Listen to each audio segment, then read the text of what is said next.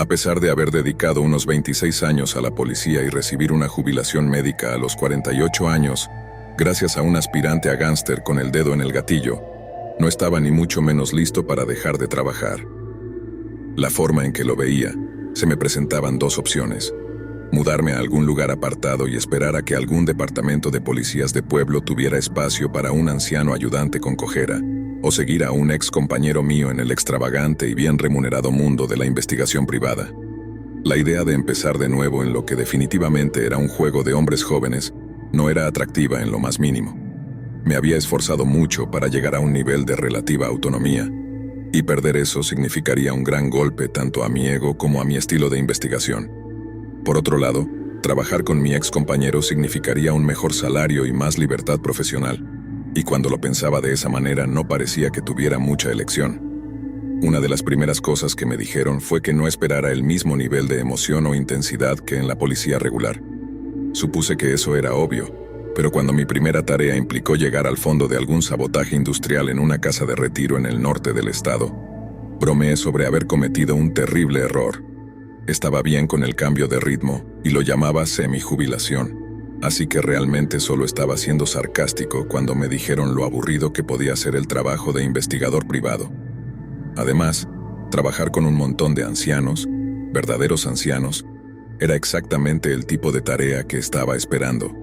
El trabajo fue algo así. En los últimos meses muchas cosas habían estado fallando o desapareciendo en esta casa de retiro en particular.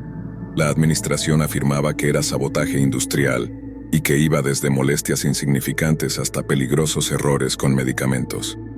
Se pusieron en contacto con la policía local varias veces, pero cada vez les dijeron que era un problema interno que debía resolverse a través de recursos humanos. Claro, tomar los medicamentos equivocados tenía el potencial de lastimar a alguien, pero hasta que alguien resultara herido o se encontrara muerto debido a cambiar intencionalmente los medicamentos, la policía no podía hacer mucho.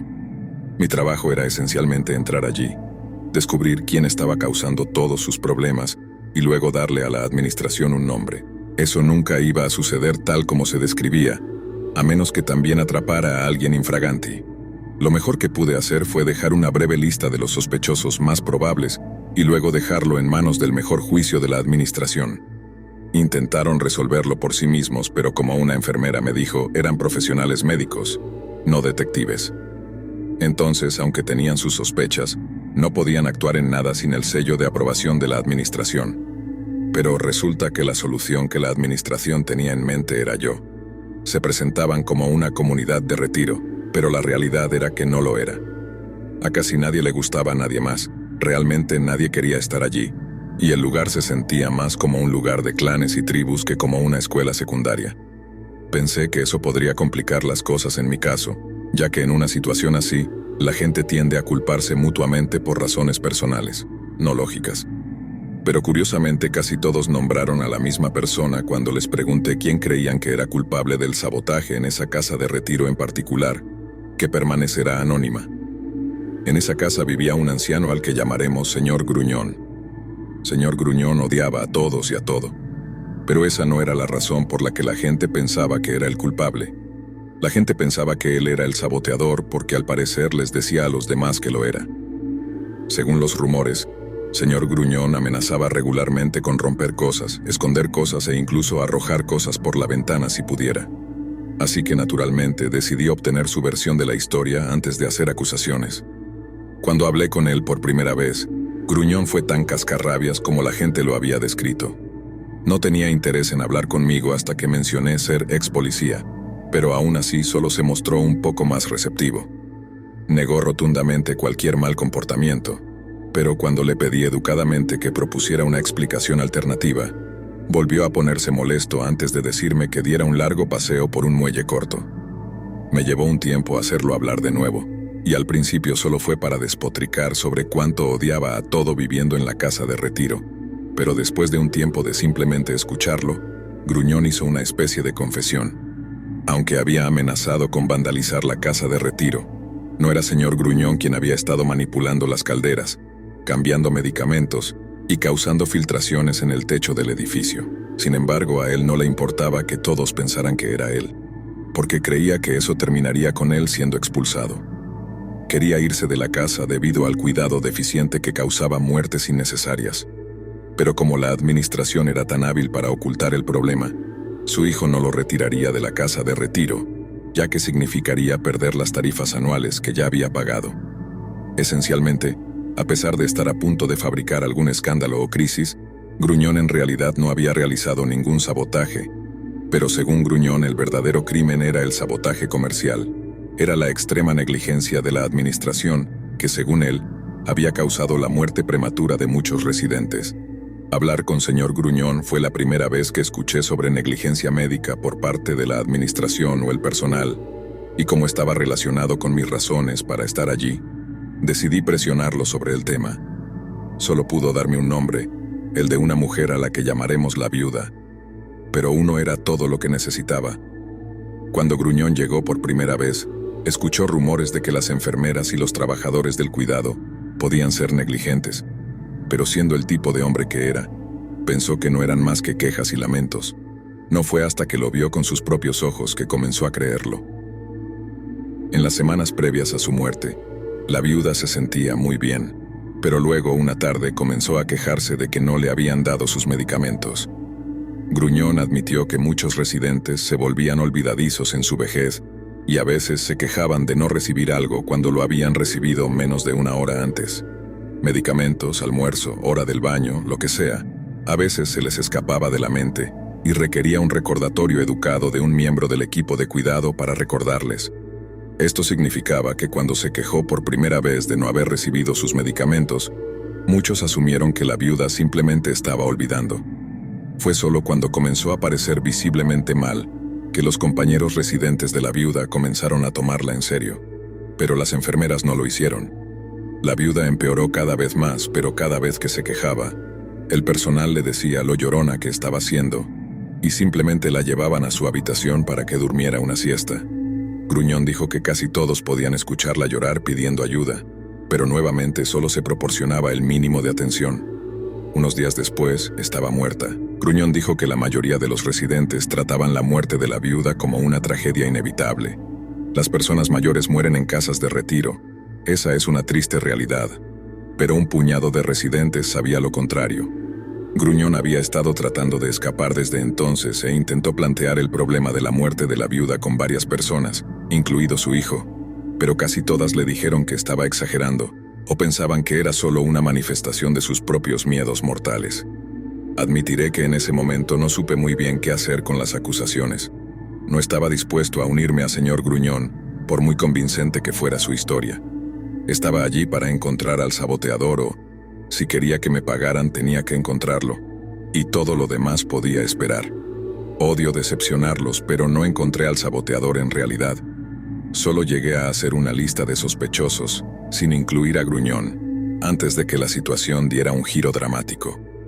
Por lo que pude ver, la mayoría de los incidentes de sabotaje, como el cambio de medicamentos en particular, ocurrieron durante la madrugada o tarde en la noche, cuando la mayoría de los residentes estaban dormidos o en sus habitaciones. También hubo casos como el daño al techo, que estaban mucho más allá de las capacidades físicas de una persona mayor o una persona enferma para hacerlo. Eso significaba que quien estuviera causando el daño era miembro del equipo de cuidado o uno de los contratistas que venían a cocinar, hacer reparaciones o entregar suministros. Estaba siguiendo esta línea de investigación un día cuando de repente hubo un alboroto entre algunos de los residentes. Me dirigía hacia la escena de la perturbación cuando vi a varias enfermeras corriendo hacia la entrada principal y hacia el estacionamiento afuera. Los seguí, pero lo que encontramos fue una de las cosas más terribles que he visto. La jefa del equipo de cuidado, a la que llamaremos enfermera A, estaba tendida en una posición horriblemente antinatural en el estacionamiento. A primera vista, parecía que se había caído desde una de las ventanas del segundo piso, y tenía las lesiones para demostrarlo. Pero en realidad, no se había caído desde una ventana del segundo piso. La habían empujado. Tan solo unas horas después de que comenzara el alboroto, mi trabajo tuvo que detenerse temporalmente. Lo que antes era el tema de mi pequeña investigación, se convirtió rápidamente en una escena de crimen a gran escala, y a pesar de mis credenciales, sabía que la policía no apreciaría que me quedara y potencialmente ralentizara su investigación. Pero antes de irme por el día, me aseguré de quedarme el tiempo suficiente para darle una de mis nuevas tarjetas de presentación a uno de los primeros policías en llegar. Le dije a quien quiera que terminara llevando el caso que eran bienvenidos a llamarme, ya que tenía algunas cosas que podrían interesarles. Trabajaba bajo la suposición de que la enfermera no sobreviviría a la caída. Ciertamente parecía así en ese momento, pero milagrosamente sí sobrevivió, y tan solo unas semanas después pudo dar un relato completo de lo que sucedió ese día, junto con una descripción detallada de la persona que la empujó desde el techo. Al final, no se necesitó en absoluto mi contribución. El sospechoso fue juzgado y condenado solo con el testimonio de los testigos, pero sentí un pequeño atisbo de satisfacción al saber que estaba casi a medio camino de encontrar a mi saboteador. Las enfermeras dijeron que, dado que el incidente más reciente de sabotaje fue daño al techo, les pareció sospechoso cuando notaron a uno de los contratistas dirigiéndose al techo completamente solo. Esperaron un rato y luego lo siguieron hasta allí, solo para descubrir que estaba arrancando azulejos y haciendo agujeros en el techo bajo la apariencia de hacer reparaciones. Enfermera A enfrentó al hombre, sin haber esperado ser arrojada desde el techo como lo hizo, y cuando él la agarró y la empujó desde la sección plana del techo, ella pensó que era el final para ella. Pero uno de sus pensamientos finales antes de ser arrojada, asumiendo que sería su muerte, fue porque el sospechoso, un hombre de mantenimiento, contratado menos de un año antes, nunca había mostrado signos de ser el saboteador. Siempre venía a trabajar, bajaba la cabeza y hacía su trabajo, y como todos asumían que el motivo era personal, nadie lo había considerado como el culpable. Nadie excepto yo. Como dije, las únicas personas que podrían pasar desapercibidas y tener los medios y las herramientas para vandalizar la propiedad eran los contratistas que venían 1 o 2 veces por semana a realizar tareas de mantenimiento. Lo tenía como sospechoso circunstancial. Simplemente no tenía idea de por qué querría dificultar o incluso poner en peligro la vida de los residentes y el personal. Y aún menos de por qué querría matar a uno de ellos para encubrir sus huellas. O tal vez, fue uno de los policías quien logró entenderlo de repente. Y de repente tenía sentido por qué el sospechoso parecía contento de guardar silencio antes de declararse culpable en la audiencia. A este tipo no le importaba ir a prisión por lo que había hecho, y solo se necesitó una pequeña pieza de información para que todo tuviera sentido, o más bien con la poca lógica que hubiera. Aunque no compartían el mismo apellido, el hombre de mantenimiento, convertido en intento de asesino, no era otro que el hijo biológico de la viuda. Sabía que algo no estaba bien con la muerte de su madre, pero nadie le había ofrecido ayuda, especialmente no la administración o el personal de la casa de retiro. Así que, en lugar de buscar justicia a través de los canales regulares, decidió tomar un rumbo diferente. Dado que no compartía el mismo apellido que su difunta madre, el hombre de mantenimiento simplemente esperó hasta que hubo una vacante en la casa de retiro y presentó una solicitud. Escuché que los hombres de mantenimiento y varios otros contratistas siempre estaban yendo y viniendo, así que no le llevó mucho tiempo al hijo de la viuda conseguir un lugar en el personal de la casa de retiro. Su plan era derribar todo el lugar, pieza por pieza. No culpaba solo a 1 o 2 personas por la muerte de su madre, culpaba a todo el sistema y a todos los que estaban dentro, residentes incluidos. Supongo que enfermera A se convirtió en el foco de su furia, probablemente después de descubrir que ella coordinaba el horario de cuidado y era generalmente responsable de todo lo relacionado con el cuidado de los residentes. Lo siguió hasta el techo de esa manera. Supongo que simplemente vio una oportunidad y la aprovechó. Como dije, nunca pude demostrar que el hombre de mantenimiento fuera el saboteador, al menos no según algún estándar profesional. Pero me gustaría pensar que este intento de asesinato fue en esencia una admisión de culpa. Aún entregué mi lista de sospechosos, pero obviamente vino con una advertencia de cierto modo, explicando que estaba 99,9% seguro de que el hombre de mantenimiento era el culpable de casi todos los incidentes de vandalismo, sabotaje y robo. Como se cumplió el contrato, nos pagaron, así que eso fue el final de eso.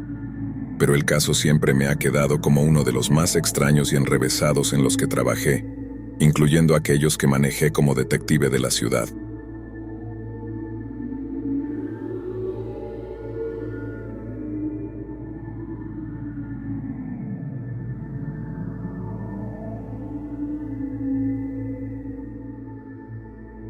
He sido investigador privado durante los últimos 14 años y hoy me gustaría contarles acerca de uno de los trabajos más inquietantes en los que he trabajado. Se trata de lo que parecía ser simplemente un trágico caso de un repentino y devastador ataque al corazón, algo que sucede con demasiada frecuencia a muchos hombres en todo el mundo todos los días. Cuando la familia del hombre me contactó sobre el trabajo, casi no lo acepté. A menudo, hay personas que simplemente no están satisfechas con que les digan que su ser querido murió debido a un accidente o simplemente por un giro del destino, y su dolor los lleva a buscar respuestas que simplemente no existen. Explicar esto de manera muy delicada a la familia del hombre cuando me pidieron que investigara la posibilidad de que su novia mucho más joven lo hubiera matado o arreglado para que lo mataran, a menos que fuera una envenenadora maestra que indujo el ataque al corazón con un compuesto irrastreable. Estaba razonablemente seguro de que ella era una parte inocente. Sin embargo, insistieron en que la investigara, ofreciendo una tarifa diaria considerable para hacerlo. Así que hice un acuerdo con ellos. Tomaría el caso durante una semana y, si no encontraba nada remotamente sospechoso, seguiría adelante. No soy el tipo de hombre que convierte a una familia afligida en una fuente de ingresos simplemente porque no pueden aceptar una verdad incómoda. Después de que estuvieron de acuerdo con eso, comencé mi trabajo. Podía entender cómo la relación del difunto con esta chica podría despertar algunas sospechas. Tenía casi 60 años, 3 veces casado y divorciado, con una cantidad de riqueza guardada en varias cuentas bancarias, después de muchos años exitosos como corredor de bolsa. Ella, por otro lado, era una modelo de fitness de 22 años, que ganaba dinero publicando fotos de su trasero en las redes sociales. Habían estado saliendo durante aproximadamente un año y tenían una relación bastante tumultuosa. Luego, un día, él simplemente muere de un ataque al corazón. Lo único es que ella no parecía haberse beneficiado en absoluto de su muerte. No estaba nombrada en el testamento, ciertamente estaba ganando su propio dinero y parecía genuinamente afligida por su pérdida repentina. La única discrepancia real fue el hecho de que, en los meses previos a su muerte, el difunto, perdón si oculto los nombres por cortesía profesional, había realizado una serie de pagos bastante grandes en una cuenta bancaria panameña, pero con la cuenta protegida de las miradas curiosas del SAT, no había forma de saber quién era esta persona o si podría representar una amenaza para la vida del difunto. Le pregunté a la novia más joven del difunto si tenía alguna idea de quién podría ser esta persona, y ella dijo que no tenía ni idea. Según ella, no sabía de ninguna deuda que tuviera su novio, y no podía pensar en ninguna razón por la cual estuviera enviando grandes cantidades de dinero a una cuenta protegida. Hasta el día de hoy ni yo ni la familia del difunto pueden decir exactamente a quién pertenece esa cuenta, pero después de investigar un poco más sobre su muerte, creo que puedo hacer una suposición educada. No los aburriré con todos los detalles minuciosos de mi investigación, que en realidad tomó una semana más de lo prometido debido a algunos detalles que surgieron en los días 5 y 6 de mi trabajo. Solo les contaré una cosa que me hizo pensar que la señorita modelo de fitness, como llamaré a la novia del difunto, era la dueña o estaba muy cerca del dueño de la cuenta bancaria panameña. Finalmente pude obtener una copia de la llamada al 911, realizada la noche del ataque al corazón del difunto. Todavía estaba explorando la posibilidad de que fuera algún tipo de ataque, y dado que la señorita modelo de fitness me dijo que gran parte de lo que sucedió esa noche era solo un borrón debido al abrumador trauma que experimentó, pensé en escuchar la llamada al 911 para ver si había algo que mencionara a los despachadores o a los paramédicos que ella bien no podía recordar o había compartimentado debido al trauma. Fue entonces cuando descubrí que definitivamente había algo que ella quería mantener en silencio con respecto a los eventos de esa noche, algo que podría implicarla de maneras que, aunque no son estrictamente ilegales, ciertamente podrían exponerla a algún tipo de demanda civil que la familia no está persiguiendo.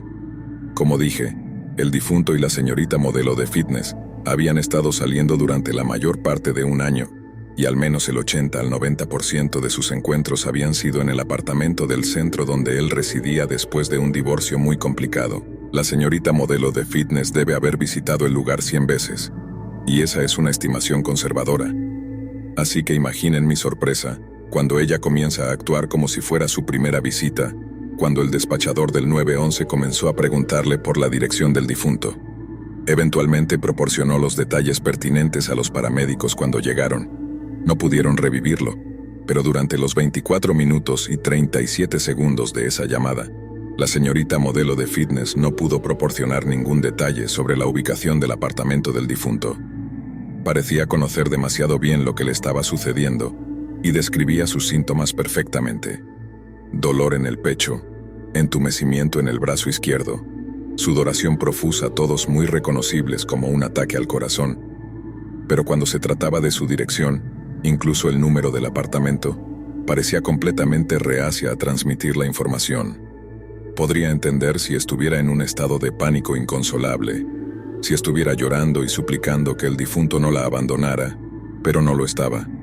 De hecho, sonaba alarmantemente tranquila, y cuando los paramédicos le pidieron que le hiciera RCP al difunto, no sonaba como si lo intentara siquiera.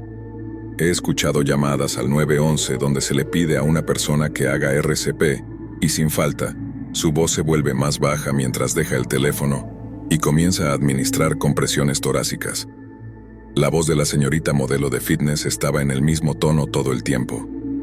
Contó las compresiones junto con el paramédico que le estaba hablando, pero a menos que lo hiciera con una mano y muy poco esfuerzo, no estoy seguro de que realmente lo haya hecho. Pude obtener una copia de la llamada a través de una solicitud de libertad de información, y cuando la reproduje para los hijos adultos del difunto, llegamos a la misma conclusión. La señorita modelo de fitness no había asesinado a su padre, pero lo que hizo fue aprovecharse del hecho de que había sufrido un ataque al corazón y simplemente lo dejó morir. Esto es lo que me hace pensar que está conectada a la cuenta bancaria panameña, y los hijos del difunto estuvieron de acuerdo en que no solo era una motivación financiera, sino que la señorita modelo de fitness dejó morir a su padre porque él había amenazado con recuperar lo que le había canalizado. Puede ser que haya hecho esto para ocultar activos, y aunque la cuenta podría estar a su nombre, nunca fue destinataria permanente del dinero. No es raro que las personas oculten sus activos antes de los procedimientos de divorcio, pero pocas personas van a tales extremos para hacerlo. Según lo que pudimos ver, debía haber más de $1 millón escondidos en esa cuenta, y nuevamente, esa es una estimación conservadora. Cuando se trata de sumas de dinero, he conocido a personas que matarían por mucho menos de $1 millón. Dado que la señorita modelo de fitness no tenía ninguna obligación legal de salvar la vida del difunto, incluso si la familia logra demostrar que actuó maliciosamente, no hay recurso legal para ellos. Sin embargo, ciertamente no soy un experto en casos civiles o financieros, y podría haber motivos para demandar por la cantidad sospechada si pueden demostrar que el desvío de dinero se hizo para ocultar los activos de su padre. No estoy diciendo que este caso haya sido el más aterrador o espeluznante de mi carrera, ya que ciertamente he lidiado con casos mucho más sórdidos y violentos. Pero lo que me impacta es la traición y la imaginación del momento en que el difunto se dio cuenta de que una de las personas en quien confiaba más en el mundo, alguien a quien una vez le confió más de $1 millón, simplemente iba a dejarlo morir. No hay forma de que ella de repente olvidara la dirección y el número de apartamento del hombre con quien había salido durante un año, o que estuviera tan en pánico que ni siquiera pudiera verificar el número en su puerta. Si fuera así, lo habría escuchado en su voz en esa llamada al 911. En cambio, fue golpeada por un repentino instinto depredador de simplemente hacerse la tonta cuando la vida de un hombre estaba en juego. Los hombres mueren de ataques al corazón todos los días en todo el mundo, pero sé con certeza que solo alrededor del 10% de ellos son realmente fatales.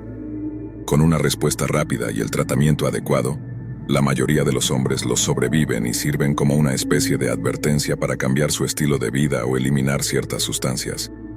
Hay una buena probabilidad de que el difunto lo supiera también, especialmente si un médico le había informado previamente que estaba en riesgo de tener uno. Así que realmente no quiero imaginar lo que fue para él pasar de «voy a estar bien» a «esta es mi última noche en la tierra», mientras su pequeño pedazo de caramelo en pantalones de yoga empezaba a parecer menos una esposa trofeo y más como la parca.